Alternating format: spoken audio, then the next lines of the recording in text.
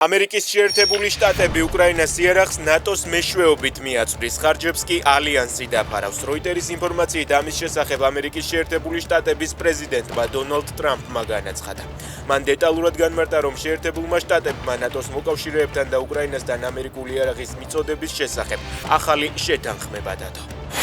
გასულ ღამეს რუსებმა უკრაინაში 1040 ჯარისკაცი დაკარგეს. ინფორმაციას უკრაინის გენშტაბი ავრცელებს. მათივე ინფორმაციით ომის დაწყებიდან დღემდე რუსების სამხედრო დანაკარგი მილიონზე მეტია.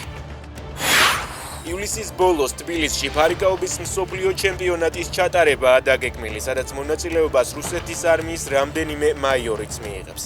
ინფორმაციას უკრაინული მედია ავრცელებს. მათი ინფორმაციით ჩეჯიბში მონაწილეობისთვის წარდგენილია 121 სპორტსმენი.